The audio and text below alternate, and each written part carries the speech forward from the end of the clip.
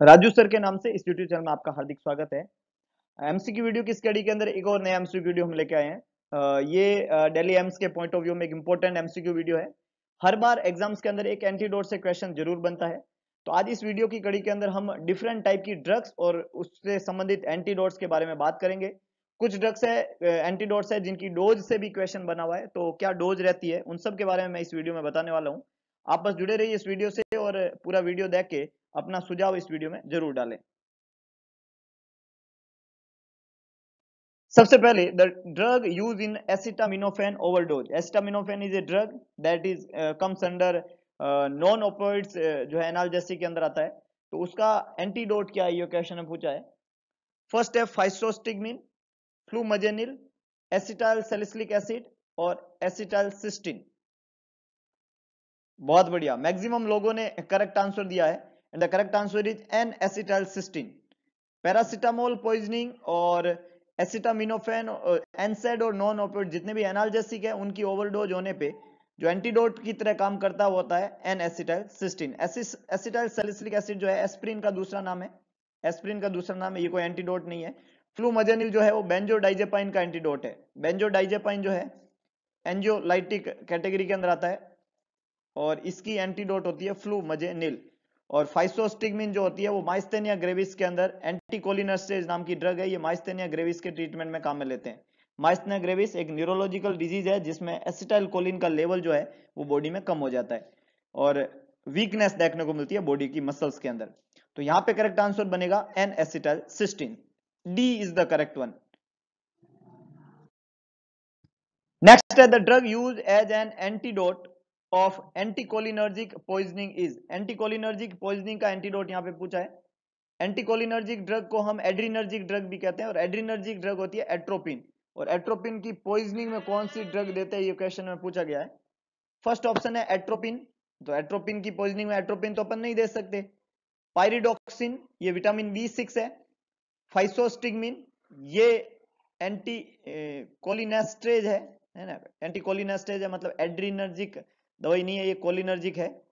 और डीफेरोक्सामिन, डीफेरोक्सामिन जो होता है वो आयरन की टॉक्सिसिटी में देते हैं। तो आप समझ ही गए होंगे, बिल्कुल बढ़िया। The correct answer is फाइसोस्टिग्मिन। फाइसोस्टिग्मिन जो होता है वो एसिटाइल कोलिन के लेवल को बढ़ाता है, ये एसिटाइल कोलिन के लेवल को बढ़ाता है और एंटीकोलिनर्जिक दवाई एसिटाइल कोलिन के लेवल को कम करती है। तो जब भी बॉडी में एंटीकोलिनर्जी की पॉइजनिंग होगी, एसिटाइल कोलिन का लेवल जो है वो बॉडी के अंदर कम होगा, तो उसको बढ़ाने वाली ड्रग देनी पड़ेगी जो है फाइसोस्टिग्मिन। एट्रोपिन जो कि एक कोलिनर्जिक दवाई है, पायरोक्सिन विटामिन बी6 है और डीफेरोक्सामिन जो है आयरन टॉप पॉइजनिंग का एंटीडोट की तरह काम में लेते हैं। ये विटामिन बी6 है और ये खुद कोलिनर्जिक दवाई, ये एड्रीनर्जिक दवाई है, एड्रीनर्जिक है ना। और तो इसी की पॉइजनिंग की यहाँ पे बात हो रही है, एड्रीनर्जिक दवाई। एंटीकोलिनर्जिक का मतलब ही एड्रीनर्जिक है और एड्रीनर्जिक की पॉइजनिंग में आप एड्रीनर्जिक नहीं दे सकते, तो एट्रोपिन नहीं बनेगा, विटामिन बी6 नहीं बनेगा और डीफेरोक्सामिन तो बनेगा नहीं। So the correct answer is C, that is physostigmine. Next है protamine sulphate is administration in overdose of. किसके ओवरडोज में प्रोटामिन सल्फेट देते हैं? बहुत ही शानदार, बिना ऑप्शन के आपने जवाब दिया है, बहुत ही बढ़िया। It's warfarin, not, it's not warfarin, it's heparin. Very nice, very good. Anticholinergic और इंसुलिन नहीं होगा, तो यहाँ पे करेक्ट आंसर क्या बनेगा? हिपेरिन, जो कि प्रोटामिन सल्फेट का हिपेरिन का एंटीडोट है, प्रोटामिन सल्फेट। वारफरिन का एंटीडोट क्या होता है? विटामिन के। बहुत ही बढ़िया, बहुत ही शानदार, विटामिन के है वारफरिन का एंटीडोट। और एंटीकोलिनर्जिक जो है वो एड्रीनर्जिक होता है और इसका एंटीडोट हमने अभी पढ़ा पायरिडॉक्सिन, है ना, फाइटोस्टिग्मिन, फाइटोस्टिग्मिन है ना, टिग्मिन। और इंसुलिन जो है उसका एंटीडोट होता है ग्लूकोज, ग्लूकोज। इंसुलिन जब है उसकी बॉडी में अधिकता हो जाए, टॉक्सिसिटी हो जाए, तो क्या देना पड़ेगा? ग्लूकोज। तो यहाँ पे आंसर क्या बनेगा? B, that is heparin, protamine sulphate का एंटीडोट। नेक्स्ट है severe lead poisoning is treated with. Severe lead poisoning जो है उसको किससे ट्रीट किया जाता है, ये क्वेश्चन में पूछा गया है। फर्स्ट है सुसीमर, सेकंड है नेलोक्सोन, थर्ड है पायरिडॉक्सिन और फोर्थ वन है एट्रोपिन। एट्रोपिन किससे ट्रीट करते हैं? लेड पॉइजनिंग को। लेड पॉइजनिंग को किससे ट्रीट करते हैं? बहुत ही बढ़िया, succimer. Succimer is the antidote of lead poisoning. Naloxone is the antidote of morphine, morphine, morphine का एंटीडोट है नेलोक्सोन। पायरिडॉक्सिन जो है विटामिन बी6 है, और ये जो है एक एंटी ट्यूबरकुलर ड्रग है आइसोनियाजाइड, उसका एंटीडोट मानी जाती है पायरिडॉक्सिन। और एट्रोपिन जो होता है वो जब कोलिनर्जिक क्राइसिस होता है ना, anti sorry cholinergic crisis, cholinergic crisis जो होता है उसके ट्रीटमेंट में उसका एंटीडोट है atropine, cholinergic crisis atropine, pyridoxine isoniazid का एंटीडोट, और मॉर्फिन का एंटीडोट है नेलोक्सोन। तो लेड पॉइजनिंग का क्या हो गया, सुसीमर। तो यहाँ पे करेक्ट आंसर क्या बनेगा, a, that is succimer. Next है vitamin K1 is administered as an antidote for poisoning with, vitamin K किसकी पॉइजनिंग में एज ए एंटीडोट वहां पे काम करता है, हिपेरिन, वारफ्रिन, डाइफेनोक्सालेट और एमाइनो कैप्रिक एसिड। बहुत ही बढ़िया, वेरी गुड। वारफ्रिन का एंटीडोट है विटामिन के, विटामिन के काम में लेंगे। हिपेरिन जो है इसका एंटीडोट है protamine sulphate, protamine sulphate, heparin का एंटीडोट क्या है, प्रोटामिन सल्फेट, प्रोटामिन सल्फेट, है ना। एमाइनो कैप्रिक एसिड जो होता है वो थ्रोम्बोलाइटिक एजेंट का एंटीडोट है, thrombolytic agent, thrombolytic agent, thrombolytic agent का एंटीडोट है एमाइनो कैप्रिक एसिड। और डाइफेनोक्सालेट जो है यहाँ पे आंसर नहीं बनेगा। So the correct answer is warfarin. B is the correct one. Next है adult dose of naloxone in opioid poisoning is, opioid poisoning में naloxone की adult dose क्या होती है, IM 1 ग्राम, 8 overly state, IV 150 माइक्रोग्राम पर केजी, पर oral 140 mg पर केजी, और IV 0.4 to 2 मिलीग्राम स्टेट। क्या होता है एडल्ट डोज नेलोक्सोन का ओपियोइड पॉइजनिंग के अंदर, very good, the correct answer is 4, IV 0.4 to 2 milligram stat, 0.4 to dose PRN dose दी जाती है, और ये प्रॉन डोज जो होती है वो टॉक्सिसिटी इफेक्ट कम हुआ या नहीं हुआ ये चेक कर करके रिपीट किया जाता है। यहाँ पे करेक्ट आंसर बनेगा डी। नेक्स्ट है overdose of benzodiazepine is treated with, benzodiazepine का ओवरडोज, अभी हमने पढ़ा बेंजोडाइजेपाइन का एंटीडोट क्या होता है, very good, flumazenil, N acetylcysteine, physostigmine, protamine. तो बेंजोडाइजेपाइन का ओवरडोज का ट्रीट किया जाता है फ्लूमजेनिल से, ये एंटीडोट है, ए यहाँ पे करेक्ट आंसर बनेगा, फ्लूमजेनिल एंटीडोट है। एन-एसिटाइलसिस्टीन जो होता है वो एनसेड का और एसिटामिनोफेन का और पैरासिटामोल की पॉइजनिंग का एंटीडोट है। फाइसोस्टिग्मिन जो होता है वो एंटीकोलिनर्जिक का एंटीडोट है, anticholinergic that is adrenergic. Atropine, atropine का एंटीडोट है फाइसोस्टिग्मिन। और प्रोटामिन सल्फेट जो है, प्रोटामिन है हिपेरिन का एंटीडोट, किसका एंटीडोट है, हिपेरिन का। तो यहाँ पे करेक्ट आंसर बनेगा flumazenil, A is the correct one, B C D answer नहीं है। नेक्स्ट है deferoxamine administration in overdose of, deferoxamine किसके ओवरडोज में एडमिनिस्टर करते हैं, किसकी टॉक्सिसिटी में, आयरन, कैल्शियम ग्लूकोनेट, डिजॉक्सिन और बीटा ब्लॉकर। बहुत ही शानदार, आयरन का, वेरी गुड वेरी गुड, बहुत ही बढ़िया। इसका मतलब आपने एंटीडोट को बहुत अच्छे से समझ रखा है। आयरन का एंटीडोट होता है डीफेरोक्सामिन। कैल्शियम ग्लूकोनेट जो होता है वो MgSO4 का एंटीडोट है, और कैल्शियम की डेफिशिएंसी हाइपोकैल्सीमिया में देते हैं। डिजॉक्सिन जो है उसका एंटीडोट है डीजी बाइंड, डिजॉक्सिन जो है उसका एंटीडोट क्या है दोस्तों, DG bind, DG bind is the antidote of digoxin. Beta blocker जो होता है, बीटा ब्लॉकर हाइपरटेंशन की ड्रग ऑफ चॉइस है, हाइपरटेंशन में दिया जाता है बीटा ब्लॉकर, जिसके पीछे लोल आता है ना, atenolol, propranolol, metoprolol, these all are the beta blockers which is given in the treatment of hypertension, it is an anti hypertensive drug. Next है Digibind is use an antidote of poisoning due to, Digibind किसकी poisoning में as antidote काम में लेते हैं, cholinergic नहीं, atropine नहीं, benzodiazepine नहीं, बहुत ही बढ़िया। तो क्या होगा, डिजॉक्सिन, डिजॉक्सिन का एंटीडोट, का एंटीडोट रहेगा डिजीबाइंड, डिजॉक्सिन का एंटीडोट डिजीबाइंड। आइसोनियाजाइड की टॉक्सिसिटी किससे ट्रीट करते हैं, आइसोनियाजाइड की टॉक्सिसिटी किससे ट्रीट करते हैं, पायरिडॉक्सिन, एट्रोपिन, डाइफेनअड्रामिन और एमाइनो कैप्रिक एसिड। बहुत ही बढ़िया, आइसोनियाजाइड की टॉक्सिसिटी ट्रीट करते हैं पायरिडॉक्सिन। कोलिनर्जिक क्राइसिस को ट्रीट किया जाता है, कोलिनर्जिक क्राइसिस को ट्रीट किया जाता है एट्रोपिन से, कोलिनर्जिक क्राइसिस को ट्रीट किया जाता है एट्रोपिन से। डाइफेनहाइड्रामाइन जो होती है वो किसी भी मरीज को जब ड्रग ब्लड ट्रांसफ्यूजन करते हैं और उससे एलर्जी होती है तो एंटी एलर्जिन के रूप में काम में ली जाने वाली ड्रग होती है डाइफेनहाइड्रामिन। और एमाइनो कैप्रिक एसिड जो है वो थ्रोम्बोलाइटिक एजेंट का एंटीडोट है। थ्रोम्बोलाइटिक एजेंट जो होते हैं वो ब्लीडिंग करते हैं, और जब सीवियर ब्लीडिंग होती है तब वहां पे हम एज ए एंटीडोट काम में लेते हैं एमाइनो कैप्रिक एसिड। तो amino कैप्रिक acid is the antidote for thrombolytic agent.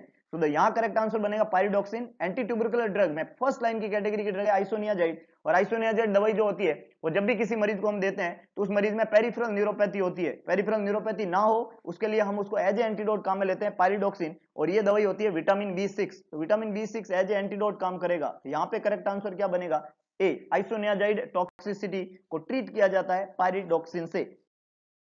Next देखिएगा, लिथियम की toxicity happen of serum lithium level of, lithium level कितने से ज्यादा होगा तब लिथियम की टॉक्सिसिटी हो जाएगी। फर्स्ट है 0.8 मिलीकुलेंट per litre, more than 2 मिलीकुलेंट per litre, 0.6 मिलीकुलेंट per litre और 0.1 मिलीकुलेंट पर लीटर। कितने से ज्यादा होने पे लिथियम की टॉक्सिसिटी होगी, लिथियम की टॉक्सिसिटी होगी, तो यहाँ पे करेक्ट आंसर बनेगा 2 मिलीकुलेंट पर लीटर। बाकी सारी रीडिंग जो है वो नॉर्मल रेंज के हो जाए अकॉर्डिंग टू दिस क्वेश्चन। हालांकि नॉर्मल लिथियम का लेवल जो होता है वो 0.6 टू 1.2 मिलीकुलेंट पर लीटर होता है, और if it is more than 1.5 तो वहां पे माइल्ड टॉक्सिसिटी के साइन आते हैं। If it is more than 2 मिलीकुलेंट per litre moderate, और if it is more than 2.5 मिलीकुलेंट per litre severe toxicity के साइन आएंगे।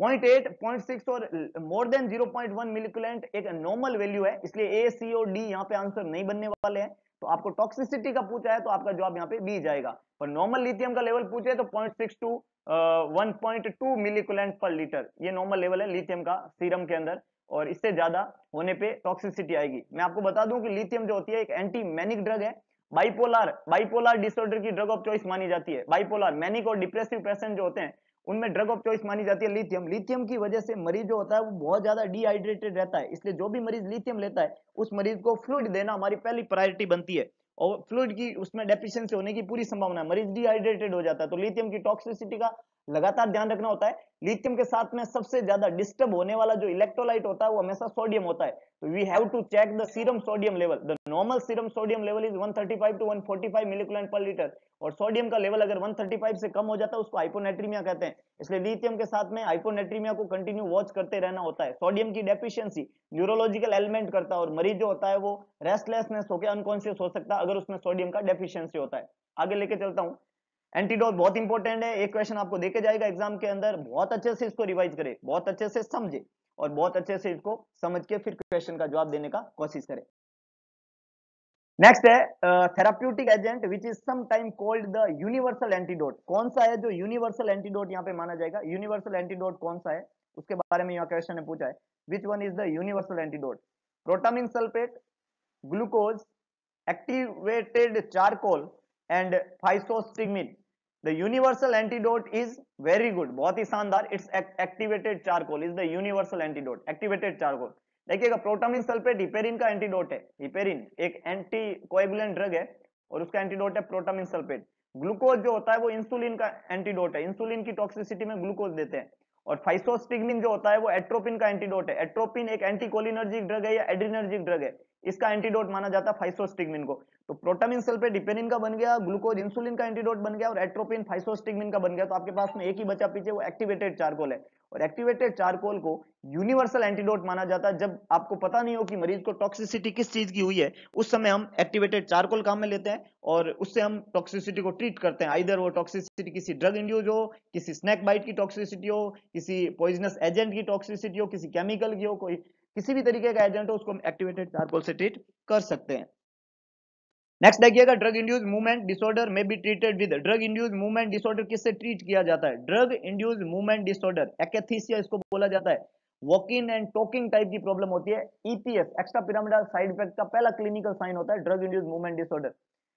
फर्स्ट है बेंजाट्रोपिन, कैल्शियम ग्लूकोनेट, एट्रोपिन सल्फेट और acetylcysteine. Drug induce movement disorder is treated with A we can say it's a drug that is related to anxiolytic agent, और दवाई का नाम है atropine और बेंजट्रोपिन, है ना, एट्रोपिन, है ना। एट्रोपिन ड्रग जो होती है वो एड्रिनर्जिक ड्रग होती है, और ड्रग इंड्यूस मूवमेंट डिसऑर्डर को हम ट्रीट करते हैं बेंजट्रोपिन से। तो ए यहाँ पे करेक्ट आंसर बनेगा, बेंजट्रोपिन काम में लिया जाता है। कैल्शियम ग्लूकोनेट जो होता है वो MgSO4 की टॉक्सिसिटी में काम में लेते हैं। इसके अलावा हाइपोकैल्सीमिया की कंडीशन में calcium gluconate drug of choice बनता है। एट्रोपिन सल्फेट जो होता है वो काम में लिया जाता है जब बॉडी के अंदर कोलिनर्जिक एजेंट जो होते हैं वो ज्यादा हो जाते हैं। कोलिनर्जिक एजेंट की में ज्यादा होते हैं जिसमें कोलिनर्जिक क्राइसिस होता है। कोलिनर्जिक क्राइसिस तब होता है जब मरीज को माइस्थेनिया ग्रेविस ट्रीट करते हैं। और एसिटाइलसिस्टीन जो होता है वो एंटीडोट है नॉन स्टेरॉइडल एंटी इन्फ्लेमेटरी का, like paracetamol, like acetaminophen, that is non opioid analgesic, उसके अंदर एसिटाइलसिस्टीन को काम में लिया जाता है। तो यहाँ पे बी सी डी आंसर कभी भी नहीं बन सकते,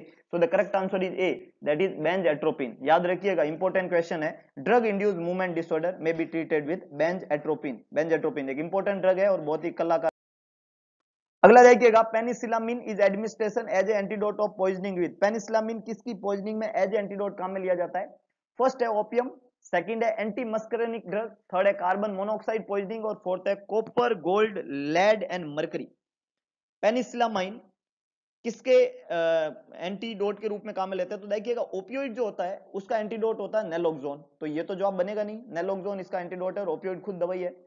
एंटी मस्करनिक एजेंट जो होते हैं वो एंटी कोलिनर्जिक एजेंट है और इसके मतलब एंटी एड्रिनर्जिक एजेंट है जिसका जो मतलब कोलिनर्जी के लेवल को बढ़ाता है, तो इसके ट्रीटमेंट में हमने एट्रोपिन सल्फेट काम में लेना है, तो यहाँ पे दवाई बनेगी एट्रोपिन सल्फेट, तो ये यहाँ बनेगा नहीं।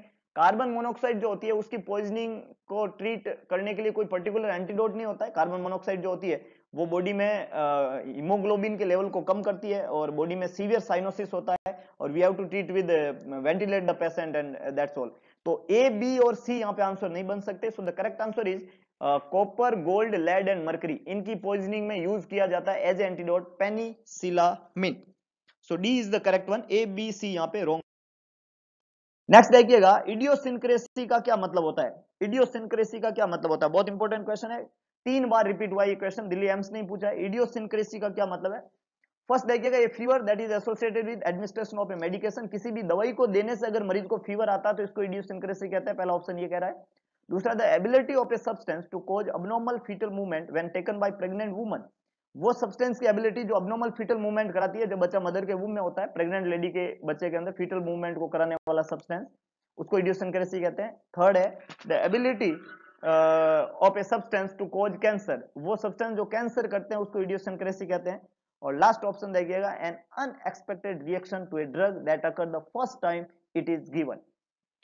सो द इडियोसिंक्रेसी इज, जब हम किसी मरीज को कोई दवाई लगाते हैं, हमें नहीं पता कि उस मरीज को उस दवाई से एलर्जी है या नहीं है, और आपने ये सोच के दवाई दिया कि मान लो किसी मरीज को वोमिटिंग हो रहा है तो आपने एक एंटी एमेटिक ड्रग दिया, आपने ये सोच के दिया कि ये दवाई दूंगा मैं तो उसकी वोमिटिंग रुक जाएगा, लेकिन जैसे आपने एंटी एमेटिक ड्रग दिया और मरीज जो है उसको एनाफाइलेक्टिक शॉक हुआ और मरीज की डेथ हो गई, इस कंडीशन को इडियोसिंक्रेसी कहते हैं। Idiosyncrasy is always an unexpected reaction, ऐसी रिएक्शन जो हमने कभी एक्सपेक्ट ही नहीं की, हमने कभी सोचा ही नहीं कि इससे ऐसी प्रॉब्लम हो सकती है, तो एक अनएक्सपेक्टेड रिएक्शन हुई किसी ड्रग से जो कि पहली प्रोसेस को हम क्या कहते हैं? इडियोसिंक्रेसी।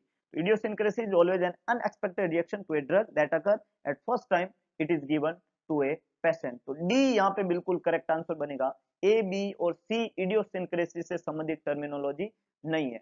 तो आज के वीडियो में हमने बहुत सारे एंटीडोट्स की बात की और ये सारे एंटीडोट के क्वेश्चन रिपीटेडली एग्जाम के अंदर आए हैं। होप सो कि आप इस वीडियो को देखने के बाद में क्लियर हो गए कि किसका क्या एंटीडोट होता है, कौन सी ड्रग काम में ली जाती है किसके एंटीडोट के रूप में।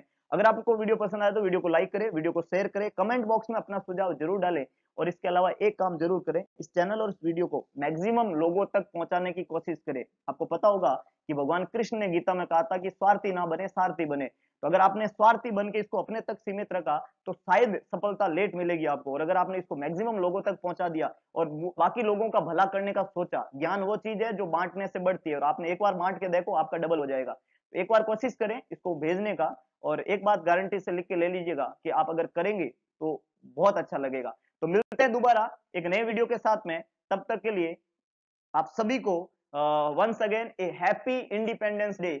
स्वतंत्र भारत के 74th इंडिपेंडेंस डे पे सभी लोगों को एक बार दिल से हार्दिक बधाइयां, और आप इसी तरीके से स्वतंत्रता की जिंदगी जीते हुए अपनी जिंदगी के अंदर बहुत अच्छी ऊंचाइयों पे जाए। तो मिलते हैं दोबारा एक नए वीडियो और नई एनर्जी के साथ में, तब तक के लिए जय हिंद, जय भारत।